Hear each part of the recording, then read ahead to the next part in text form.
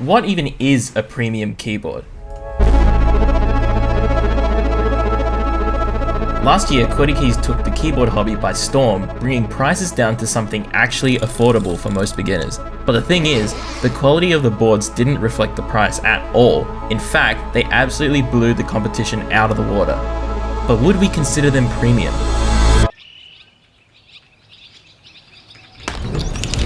Now, I don't know about you, but this model right here, the QK80, was my most anticipated.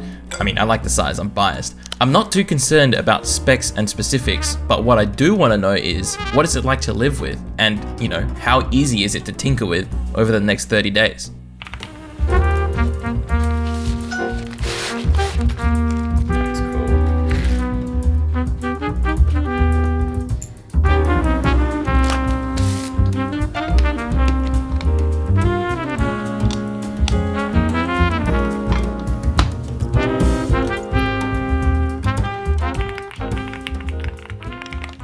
Right, so nothing too shocking here. The build process is actually really quite easy. You just need to undo all the screws on the bottom and it all comes apart. It's actually very handy for a person like me who loves to tinker. Just off first impressions though, this keyboard really seems like it's much more considered, let's say, than the other previous QK entries. I'm not quite sure how to describe them, but it's almost like as if the older boards didn't really hit true premium, which is fair, you know, they're super cheap, but I'll probably touch on this a little bit later. Weirdly, I actually like how it sounds with all the foam, but I know lots of people are gonna ask to hear it without the foam, so I reckon tomorrow I'm gonna take it apart and rebuild it without them. But yeah, my day's over.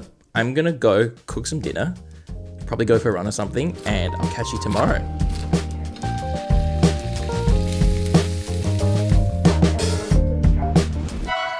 Right, so here's what I've been thinking about all morning. When I opened up the package for the first time, the QK80 felt, I don't know, like different to the other QK boards. To me, it felt more premium, but then I got to thinking, it comes with pretty much exactly the same stuff as the 75, so why does this one seem different? I guess first, I just want to try define what premium means. Relating to or denoting a commodity of superior quality and therefore a higher price. Well, how do we use this as a measure in the keyboard hobby, right? Like, how do we define quality first? We have boards like this QK80, which is all metal, fully CNC milled, multiple ways, yada, yada, yada. But then we have this, the HHKB.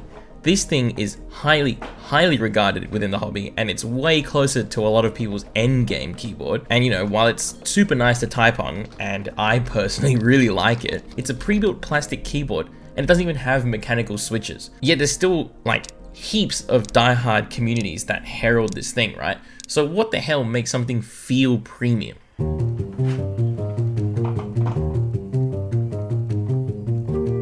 That is crazy because I see it as a very, very good keyboard with some premium features, but I don't see it as a premium keyboard. Maybe it's because the marketing of it all, right? QK already has this background of being budget oriented, pushing out high volume at a certain quality, right? Maybe it is that predisposition. The common theme that we have, it's really hard to feel like something is premium that is intangible. Like I find it really hard to like grasp the premium quality if I don't have it in front of me. Like open it, you know, you lift up the box and it's like everything's nice and like properly cut. I think it sets the expectation that if they thought about like the unboxing experience, all the packaging, that the board itself should also be pretty thought out. But I don't think that's determined by price point.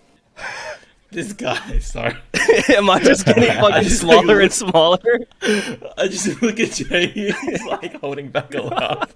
And I'm like, no, dude, Abby, watch you get to the recording and then you look back and it's just 4 fucking pixels and it's just me moving my fucking arms.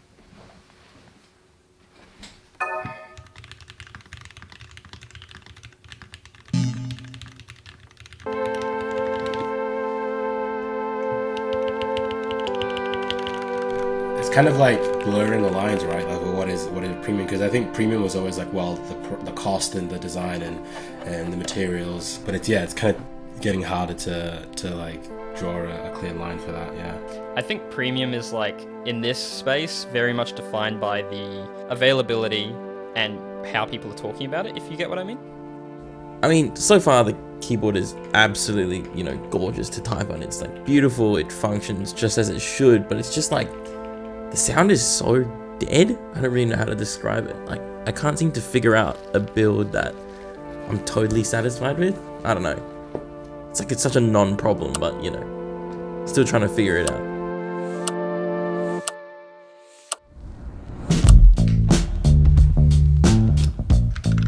Wow, that's way better.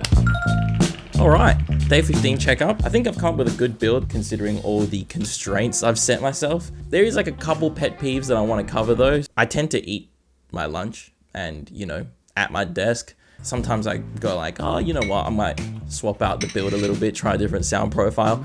I end up grubbing up the weight. At first I was just like, oh, it could be wiped off. And QwertyKeys say that you can wipe off all the crap with an alcohol wipe, but I tried that and I haven't really had much success. So I guess that's just something to consider if you've bought this spec. Another thing I keep getting comments on is if I can test the Bluetooth capability of these boards, but I really can't because my computer just keeps randomly disconnecting. I still haven't figured it out. So I have to keep running everything cabled, which is not a problem thanks to today's video sponsor, CableMod. I got to create these 3 custom cables using their online cable designer. If you're not keen on customizing though, they've also got an Amazon store with pre-made cables ready to ship. These are super sick. Like this one comes with a freaking Limo cable. Now, I'm usually huge on supporting local artisanal creators, but if you don't know anyone near you or you don't have anyone near you, CableMod is a really good option. But yeah, thanks again to CableMod for sponsoring today's video. They allow me to make these videos a little bit more financially viable and also help fund some really cool projects that I've got coming up soon that I think you guys might enjoy. So use the links in the description if you want to get started on your next cable design. Cool, let's get back to the video.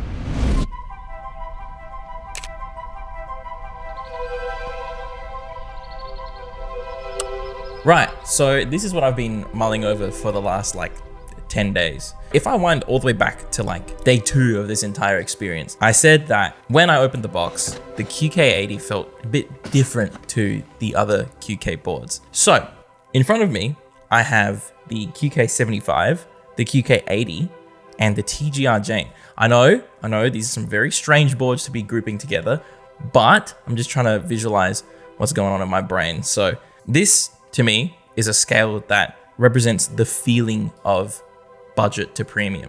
Let's just peel back the design intent of these boards a little bit, and maybe this will start to make a bit more sense. Just aesthetically, like the proportions of the 75 are a little bit like uneven. The styling of the badge seems like an extra feature, you know, just to like tick the box of saying that there are more features. And because it has so many features, it gives you the feeling of like, holy shit, as if it comes with this much stuff for this price. On the other hand though, we have the Jane, which is like 3 times the price if you got it new from the raffle. But if you look closely, it's pretty obvious that the proportions are really well thought out. There's like a tasteful amount of embellishment with the logo. It's like the complete opposite to the 75, right? It's a board that people are arguing about why it's so expensive as opposed to like, how's it so cheap?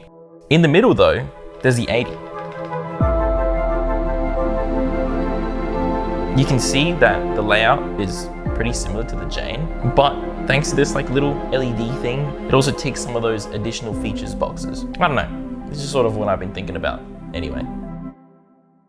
Do they have a specific reference or an inspiration for making this, or did they just make it to hit a certain value proposition and just push out as many units? I think intention is a huge part of what is premium, and then after that is the execution. I had one dude comment, oh, I just bought like a Monsky, and it's like my favorite keyboard ever. And it was like a $69 kind of keyboard. I'm like, you know what? Like, if this guy really enjoys this keyboard, who am I to come out and be like, actually, because I can afford to spend more money on keyboards, your opinion's invalid. I feel like we've been kind of sold this idea that premium means expensive, and I don't think that's true, but I think it just means, you know, thought, care, and purpose has been put into something, and you can feel that, right?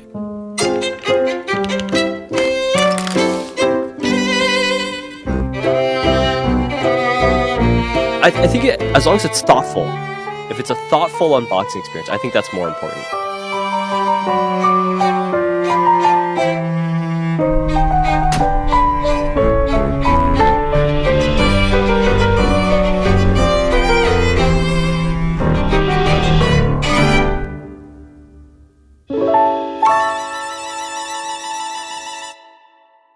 Looking at all the notes I took from chatting with everyone, it's really clear that you can't define premium from a tangible or even like numerical way. But instead, it's like something that we feel, the intent of the product that really can define premium for you, whether it's in the keyboard product or the way you build it yourself. Premium isn't defined so much by price or aesthetics, but ultimately by what you enjoy, and no one really can tell you otherwise. Also, the QK80 is a C keyboard, by the way. Fucking love this thing, mate.